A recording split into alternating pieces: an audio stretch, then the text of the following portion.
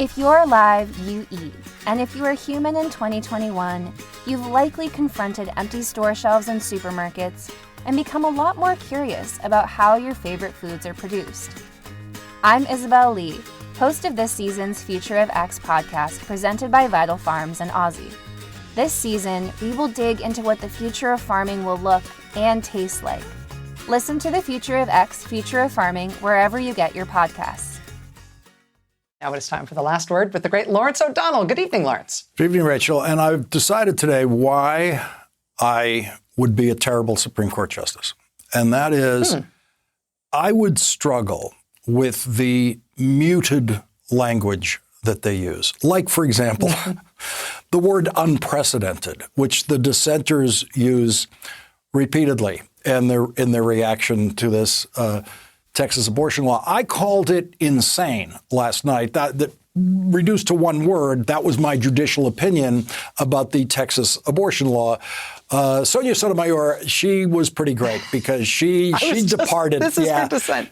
Yeah, she departed from the unprecedented gentility language, and so I'm really thankful for that because she kind of spoke for those of us who are frustrated by the limits on language and the way those guys react. Her first line is, "The court's order is stunning." Yeah. And I mean, the whole dissent is amazing. It's only 3.5 pages. Everybody should read it.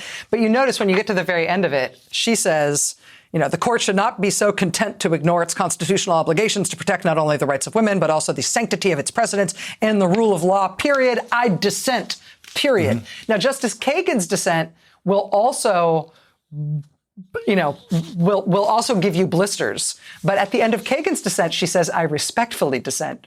Yeah. Sotomayor has even turned that out. She's like, you know what? Actually, I just dissent. You clowns. Yeah. Mm-hmm. Yeah, I would forget to use that word respectfully a lot. I would just, oops, I forgot to say respectfully. I'm very sorry. Yeah. It's an incredible ruling. We're going to get into it tonight. Lawrence Tribe is here, Harvard's constitutional law professor. Also, Professor Carol Sanger is here. We're going to get into it. It's one of those stories that continues to, you get a night's sleep on this story, and it is either just as bad or worse the next day. There's just more to say, more to get into about it. It is really a horrible, horrible situation. And in practical terms, we were just discussing this with Dahlia Lithwick earlier in the hour, Lawrence, and I said to her bluntly, is there any reason that we shouldn't expect all the other red states to just immediately enact copycat laws, to have new abortion bans in new states instantly because of this? And she said there's no reason not to expect that. And so now with each passing day, whether it's South Dakota or Florida or wherever else it's going to be, the place they're already working on it, we're going to see red states all over the country ban abortion using this as the Xerox template. And it's going to go fast. Yeah, just start with every Republican governor who's running for president. They are demanding of their legislatures right now, send me one of those to sign immediately. Yeah, exactly. Even as the country doesn't want abortion laws made more strict, let alone want abortion banned. I mean, there's a reason that folks in the conservative media aren't talking about this ruling right now, is they're the dog that caught the car. They like talking about trying to achieve this. Now that they realize that actually the country's against this, and the backlash is going to be considerable. We will see. Thank you, Rachel. Okay. Thanks, Lawrence. Thank you. Well, Justice Sonia Sotomayor said the new Texas law creates what she calls citizen bounty hunters. Here's the way the new Texas abortion law works. If you're a girl who grows up in Texas and then in college meets the person who you think is the love of your life, and you have a loving relationship in every way that's important to you, and 6 months or a year into that intimacy, you share the worst thing that's ever happened to you, and you tell your partner that a few years ago your father raped you and you became pregnant and you went to Planned Parenthood and they helped you end the pregnancy, and your partner is very supporting and loving and through tears says everything right in that moment, but for reasons having nothing to do with that moment, just the normal twists and turns of young romance or romance at any age, you eventually feel yourself drifting apart from that person and At some point, you break up, and your partner does not take it well. Your partner becomes enraged. And so this person you thought you loved, this person who thought you thought loved you, becomes a citizen bounty hunter and files a lawsuit in a Texas court to sue everyone involved who provided abortion services to you. The people who helped you when you needed help the most, the people who helped you in the darkest moments of your life. For years. Every day for 4 years after that abortion is performed, everyone involved in performing that abortion can be sued at any time in those 4 years. If the citizen bounty hunter who betrays you wins the lawsuit because 4 years later the records aren't clear on whether a test was done to establish any cardiac activity in the embryo, then everyone involved in that abortion, except the pregnant woman, is going to have to pay damages of at least $10,000 with no limit on those damages, all paid to a person who betrayed your confidence, who took your most painful experience to court for money. And the people involved in performing that abortion are going to have to pay the attorney's fees of the citizen bounty hunter who betrayed that intimacy to go into a Texas courtroom and sue the people who ended the pregnancy that was caused by rape and incest. The Texas law does not make an exception for cases of rape or incest or both, because that is a matter of Republican religion. It wasn't always that way. The first abortion language to appear in a Republican platform was in 1976, and the platform called for, quote, continuance of the public dialogue on abortion and supports the effort of those who seek enactment of a constitutional amendment to restore protection of the right to life for unborn children. Now, Republicans knew there would never be a constitutional amendment. They were just trying to appeal to the anti-abortion vote. That's all. The last debate among Republicans about what their anti-abortion position should be, what it should be on exceptions for rape and incest, was 21 years ago, when John McCain and George W. Bush were running against each other for the Republican presidential nomination. And by that time, the Republican platform opposed all abortions without exceptions for rape and incest. George, do you believe in the exemption in abortion, case for abortion for rape, incest, and life of the mother? I do. Then you know it's interesting. You're talking about printed material that's mailed out. Here's one that says that George W. Bush supports the pro-life plank. Pro-life plank, yes. So, in other words, your position is that you believe there's an exemption for rape, incest, and life of the mother, but you want the platform that you're supposed to be leading to have no exemption. Yeah, but the platform, I will. The platform talks about, it doesn't talk about what specifically should be in the constitutional amendment. It doesn't have the exemptions in it, and you know that very well. Let me finish. The platform speaks about a constitutional amendment. It doesn't refer to how that constitutional amendment ought to be defined. George, it does not, John. You read the platform. It has no exceptions. John, I think we need to keep the platform the way it is. This is a pro-life party. Then you were contradictory. May I finish, please? May I finish, please? Right. Please. We need to be a pro-life party. We need to say life is precious. And that's what our platform refers to. And that's why we need to leave it the same. During that campaign, John McCain was asked by a reporter on his campaign bus if he would tell his then 15-year-old daughter that she could not have an abortion if she became pregnant. And John McCain said, no, I would discuss this issue with Cindy and Megan, and this would be a private decision that we would share within our family. Obviously, I would encourage her to know that that baby would be brought up in a warm, loving family. The final decision would be made by Megan with our advice and counsel. And I think that's such a private matter. And all reasonable people agreed with that answer, but immediately a panic set in among the McCain campaign staff over that answer, and John McCain took it back. The New York Times report of that day says, quote, a short time later, Mr. McCain telephoned reporters and said, I misspoke. What I believed I was saying and intended to say is that this is a family decision. The family decision will be made by the family, not by Meghan alone. 8 years later, John McCain was the Republican presidential nominee of the party that believes in no exceptions for rape or incest or both. And he chose as his vice presidential nominee the governor of Alaska, who fully embraced the Republican doctrine of no exceptions. 4 years later, the Republican nominee was Mitt Romney, who embraced the Republican doctrine of no exceptions. When Mitt Romney was running for office in Massachusetts, he ran as a full supporter of Roe versus Wade. Mitt Romney went from completely pro-choice as a candidate in Massachusetts to completely anti-abortion with no exceptions when he became the Republican presidential nominee. Mitt Romney changed his position to comply with the demands of Republican politics. John McCain changed his position to comply with the demands of Republican politics. George H.W. Bush changed his position from a supporter of Planned Parenthood as a Texas congressman to the standard Republican anti-abortion position to become Ronald Reagan's running mate in 1980. Those are not deeply held beliefs. Those are political beliefs adopted in service of ambition.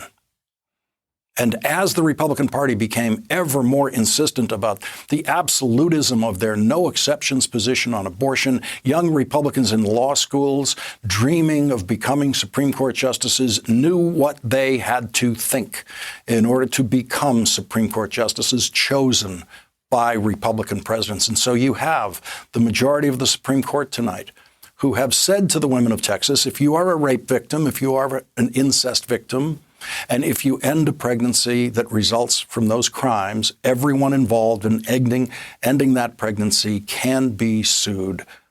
And that is why you won't be able to end those pregnancies in Texas, because abortion providers cannot run the risk of losing their homes to provide services to women in need.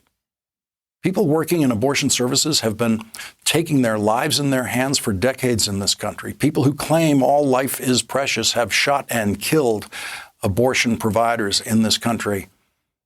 And now this. Now they want to bankrupt them.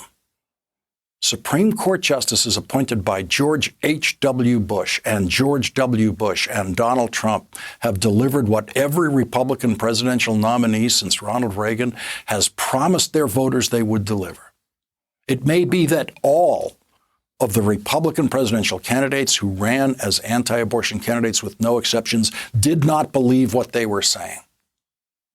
But the Supreme Court justices chosen by Republican presidents are now enforcing the words that those presidents at least pretended to believe. Leading off our discussion tonight are Carol Sanger, Columbia University law professor and author of the book About Abortion, Terminating Pregnancy in the 21st Century. Also with us, Maria Teresa Kumar, president and CEO of Voto Latino. She's an MSNBC contributor.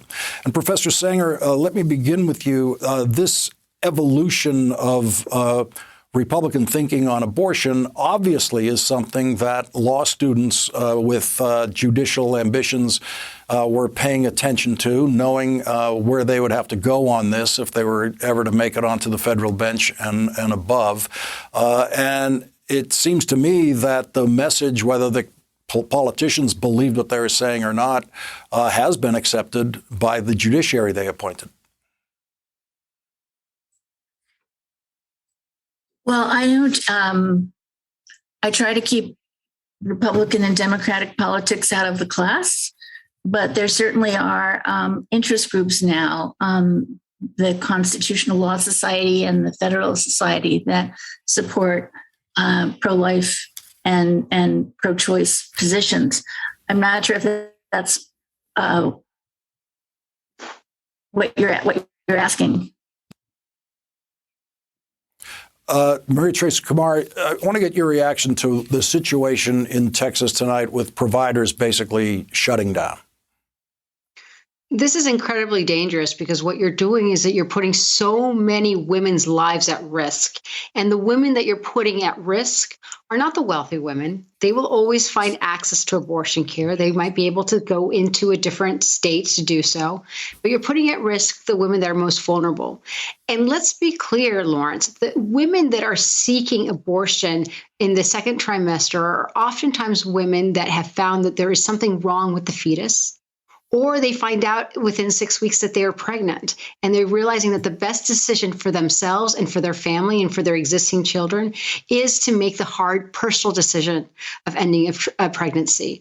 What the Republicans have done today is telling women that not only do they not have agency over their body, but they're also telling them that they do not know how to best value their priorities to make sure that their existing children and family are safe.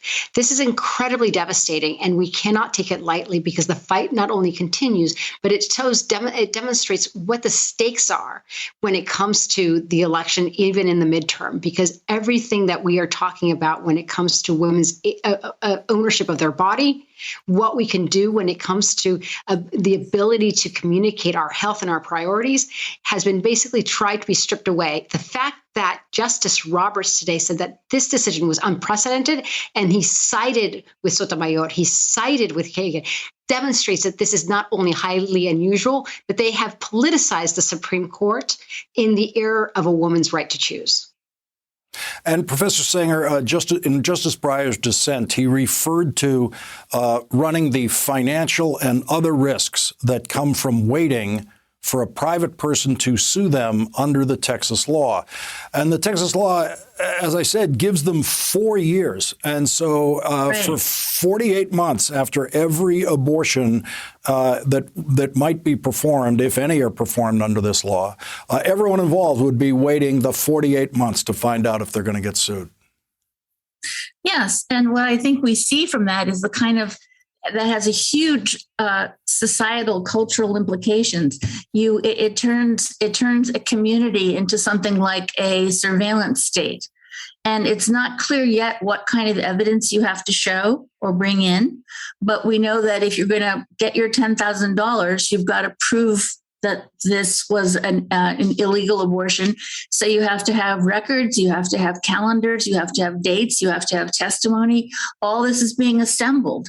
And it's very uncommunity-like, and gives this financial incentive to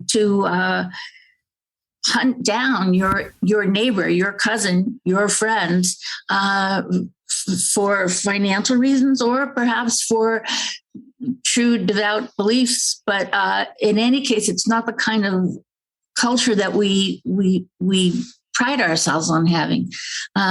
So yes, Breyer has that right. It's a long time to be under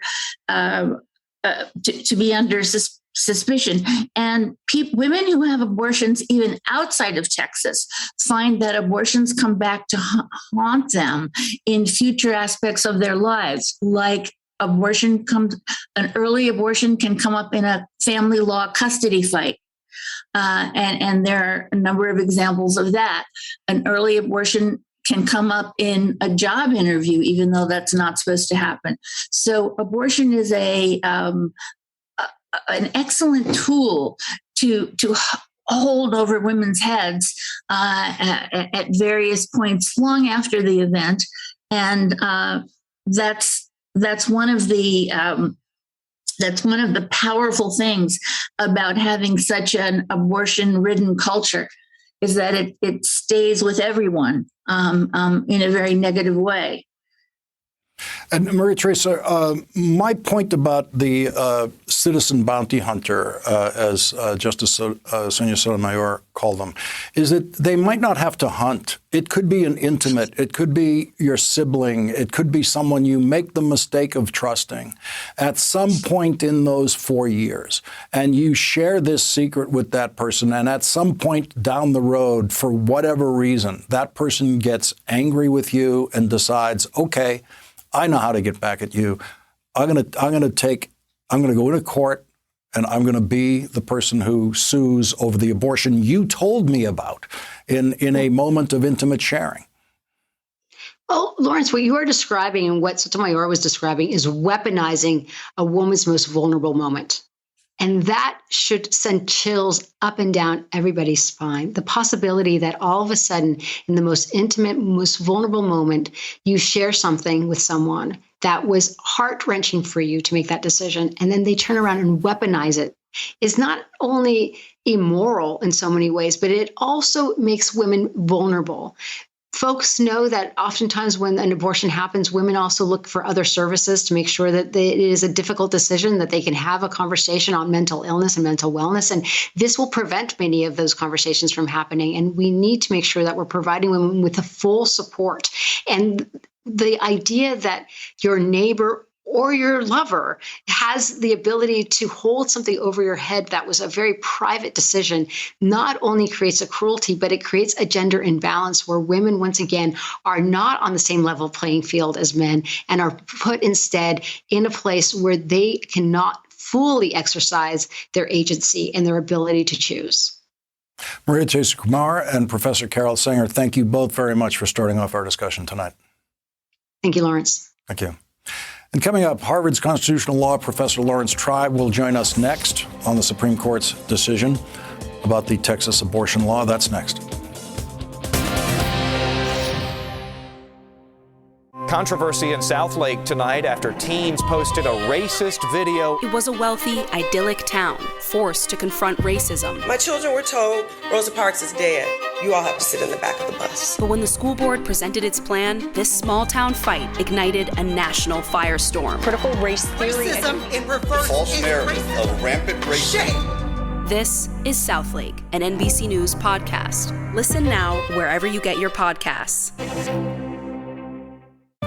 Hey everybody, it's Savannah Guthrie. And I'm Hoda Kotb, and we've got some great news to share.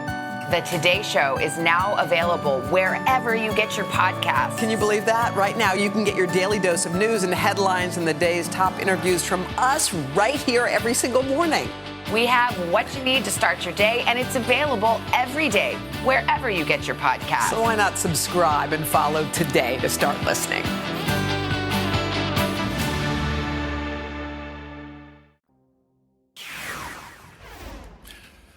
Unprecedented. That's the word Rachel and I were discussing at the beginning of this hour, and that's the word that appears repeatedly in the dissenting opinions from the 4 Supreme Court justices who believe that the new Texas abortion law should be stopped in its tracks.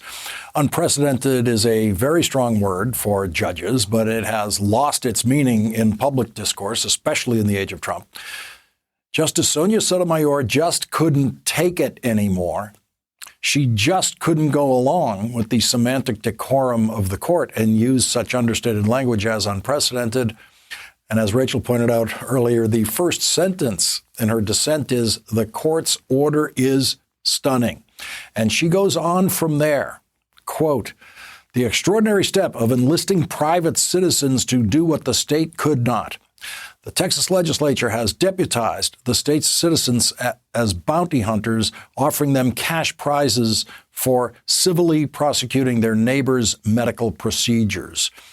She then calls them, quote, "citizen bounty hunters, a breathtaking act of defiance of the Constitution. This is untenable. It cannot be the case that a state can evade federal judicial scrutiny by outsourcing the enforcement of unconstitutional laws to its citizenry." Justice Sotomayor ended with what, for the court, is a version of pounding the table in anger. Her last sentence is simply, "I dissent," instead of the traditional, "I respectfully dissent." And joining us now is Lawrence Tribe, University Professor of Constitutional Law Emeritus at Harvard Law School. He has won 35 cases in the United States Supreme Court. His new article for The Guardian is entitled "Roe v. Wade Died with Barely a Whimper." But that's not all.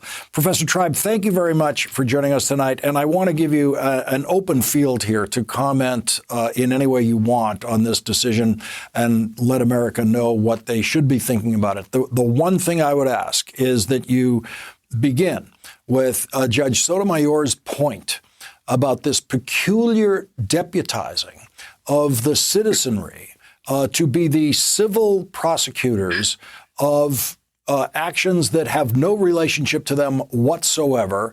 It establishes a class of plaintiffs that have never existed in American law that I'm aware of. This Texas law seems to have no relationship to American law, federal or state law, in saying that it will be citizens who enforce this law, not the law enforcers of the state.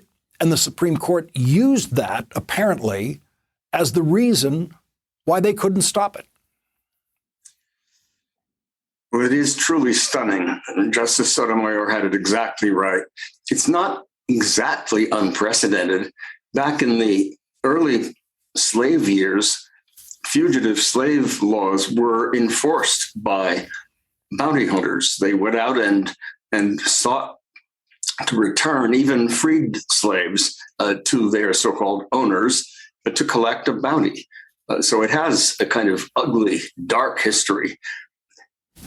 But as Justice Sotomayor said, it simply cannot be the case, although 5 justices say they think it is. It cannot be the case that the state can pass a flagrantly unconstitutional law, unconstitutional unless and until Roe v. Wade is formally overturned, and then avoid any judicial review by deputizing strangers, total strangers. And they don't have to be Texans. They can be from California. They can be from France. The law clearly allows anyone on the planet Earth to come into Texas court during, as you say, that 4-year period after an abortion and get $10,000 from anybody, the friend, the neighbor, the ex-lover, the Uber driver, the person who funded the abortion, anybody who was involved in an abortion, unless somehow the evidence is accumulated that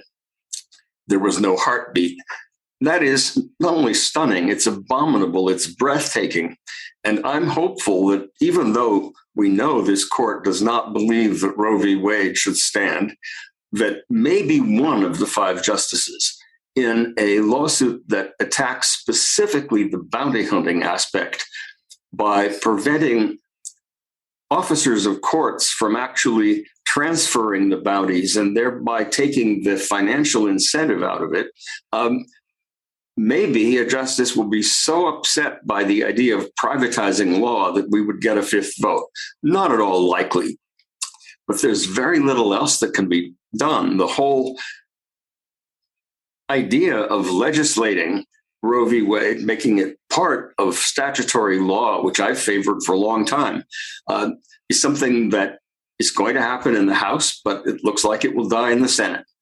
And even if it were passed, a court that just a little while ago in 2007 said that the commerce power of Congress is broad enough so that Congress can ban a particular late-term abortion procedure, they probably will turn around and say, oh, but now we've discovered new limits in the commerce power. They can't do that. Just imagine if we were talking about a right that conservatives like gun rights. Suppose Massachusetts, the state where I live, decided to disregard the Supreme Court's precedents about guns and made it a crime for any private citizen to own a pistol without special government permission and without showing need. Flagrantly unconstitutional. But if they didn't have public prosecutors enforcing it and had like an army of citizen vigilantes making sure that nobody could have a gun at home, you think this court would have applied its logic to say, oh, we're going to let that go into effect? Not on your life.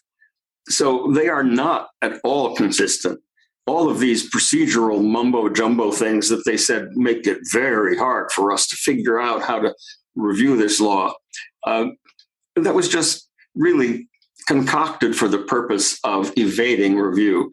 And what was most stunning in Justice Sotomayor's dissent was how compelling her arguments were. I mean, there was emotion in it, but the logic was impeccable. She said, she could have added to what she said. She could have said, when you deputize private citizens to enforce the law, they become arms of the state. And so you should be able to go after them in the same way you can go after other state officers. But instead, the majority said, well, we're not sure that these judges who were sued are proper defendants. We're not sure you can sue a judge, a state judge. There's nothing in the Constitution that says you cannot have federal suits against state judges. We're not sure that these judges would enforce the law. What, are there going to be scofflaws? It's all made up so that the majority is just tipping its hand. They hate Roe v. Wade. They ducked, didn't want to say that it's overruled. They claim not to be judging that. But in the very same time, they're simply obliterating the rights of all of the women of Texas to control their own lives and their bodies. And I do think it's not clear that they can leave the state without creating vulnerabilities. I mean, if I pay somebody to help them get a bus ticket to go to a neighboring state where she can get an abortion, I might be aiding and abetting an illegal abortion, even though it's not illegal at the state where she goes to. That may not be true, as some have said, it's ambiguous. But as long as the chilling effect is there, as long as you don't know when you're helping a woman deal with a tragic situation in her life, as long as you don't know whether you're going to be socked for $10,000 here and $10,000 there, you're likely not to reach out and help her as a good Samaritan. So this is a devastating decision. I said in my op-ed piece in The Guardian, welcome to Gilead, the nightmarish place in A Handmaid's Tale. That's the world that this court is creating, and I think it's a disaster. Harvard Law Professor Lawrence Tribe, thank you for joining us tonight. Professor Tribe's column about this is in The Guardian. It is entitled Roe versus Wade Died with Barely a Whimper, but that's not all. You should read it.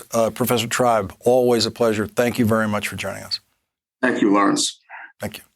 And coming up, the grand jury in Manhattan heard testimony from 2 key employees of the Trump Organization today as part of its investigation into Donald Trump and his businesses. Tim O'Brien will join us next.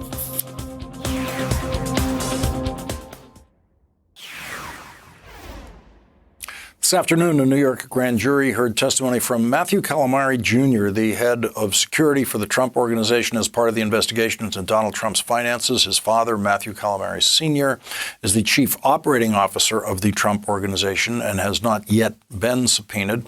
The New York Times reports Jeffrey McConney, a top finance official at the Trump Organization, is also believed to have testified before the grand jury today. It would be the second time that he has provided testimony in the same investigation. In July, Manhattan District Attorney Cy Vance charged Donald Trump's accountant, Alan Weisselberg, and the Trump Organization with tax fraud. Joining us now is Tim O'Brien, senior columnist for Bloomberg Opinion and the author of Trump Nation. He was sued by Donald Trump in 2006, and Tim O'Brien won. Tim, what do you make of this news about Matthew Calamari Jr. testifying today? Well, it's an incremental development, Lawrence, but I think it's significant in that it shows that the Manhattan DA is going down and up the food chain at the Trump Organization to gather information and to gather testimony and to apply pressure to anyone in the Trump Organization who might have knowledge of illegalities there. If what the Calamaris were asked about was consistent with everything else that the Manhattan District Attorney has been probing, it was probably about whether or not they got undeclared compensation in the form of freebies like apartments and automobiles that weren't properly declared to the IRS.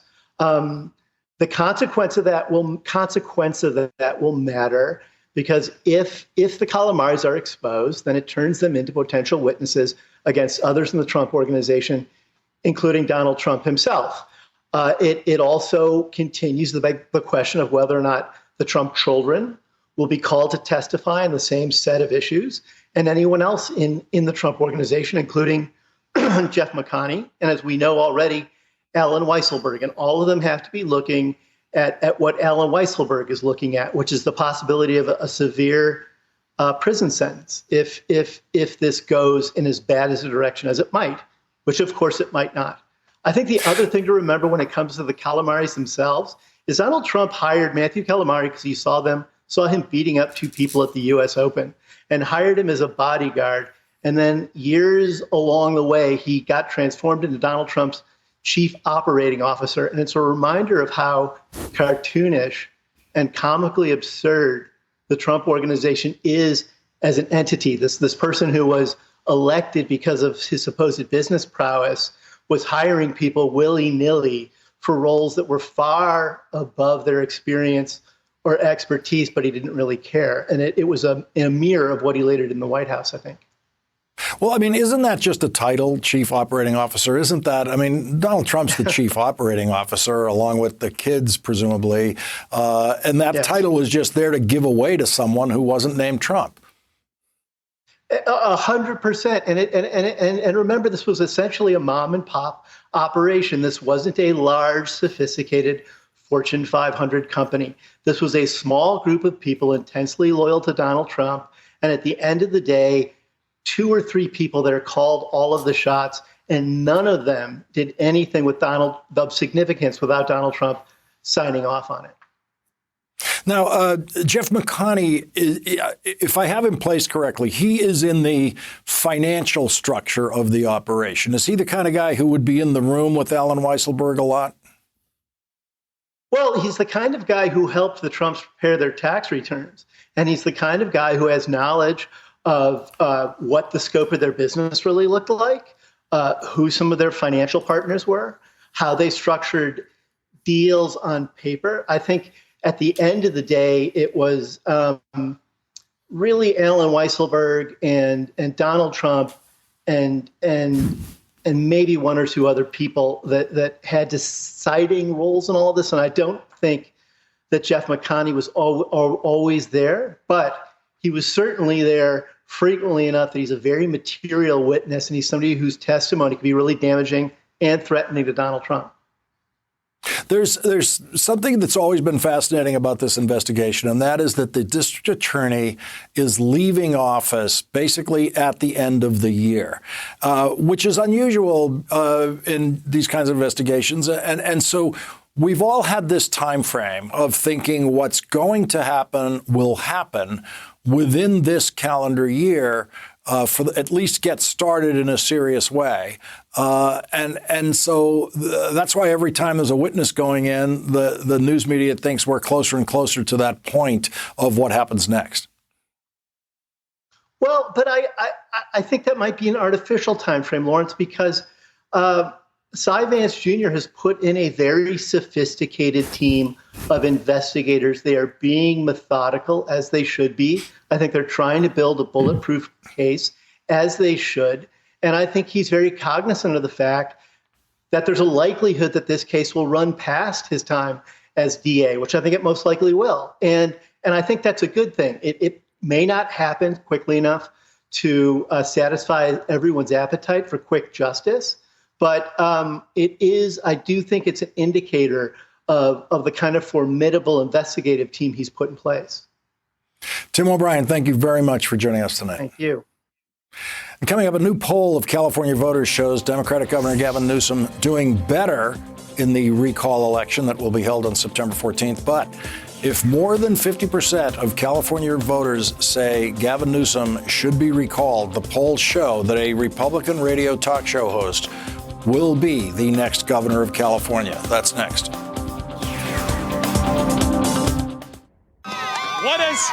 What does her ascension mean to you? Ask a simple question. Everything. She is the first woman of color vice president. Ask everyone you know what matters to them and why. Let's be clear. This isn't about fraud. Work the angles. Tonight here on MSNBC, we've got a special coming up. Question authority. What specifically are you going to do? Walk me through your process. Care about what you find. If not now, when? And if not us, the free press, then who? And if what you discover doesn't match your expectations, can you fact check this for us? Keep asking yourself hard questions. Are you confident in that? Be tough on the answers. It's just not true. Favor facts over conspiracies. What should American citizens know? Rely on experts, not influencers. They're now going to debate it again and vote again. And trust standards over hearsay. At MSNBC, this is what we do. And this is who we are.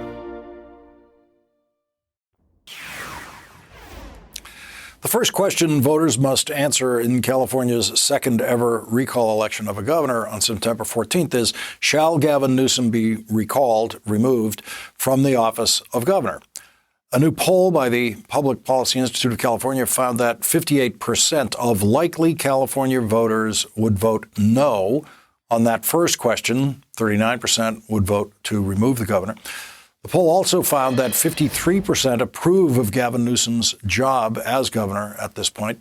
The second question on the ballot is, if the governor is recalled, who do you want to replace him? The poll found that Republican radio talk show host Larry Elder, who is a full-fledged Trump supporter, is leading the field with 26%. That 26% would be enough to make Larry Elder the governor of California if 51% of voters vote to remove the governor. Today, Governor Newsom said this. It shouldn't surprise any of you that this recall is part of an extended narrative. It started with the big lie, extended to the insurrection, January 6th, extends to the voter suppression laws you're seeing all across the country. And yes, what you saw yesterday in Texas and the assaults on women's rights and reproductive freedom in this nation. This is a profoundly important moment to say no, not in California. Joining us now is Darrell Steinberg, the Democratic mayor of Sacramento. He was the president of the California Senate during the administration of Arnold Schwarzenegger, who became governor in California's first recall of a governor. Thank you very much for joining us tonight, Mr. Mayor. My California political friends and some former operatives, including Anthony Reyes, who used to work as a staffer in the state Senate, and used to work on this show, by the way, he's my pipeline to California politics, have been worried about the Democratic strategy on this, which is to telling people just to vote no and don't bother choosing a name to replace the governor, which all voters can do. You can vote no, and you don't want the governor removed, and then you can vote for whoever you think is the best person or the least bad person to go in there. The polls now indicate that strategy might work because the governor might beat this recall by a substantial margin. But as we go into it, what do we make of polls on recalls? How reliable are they? Recalls are such a strange process. Do the pollsters even know how to poll this question?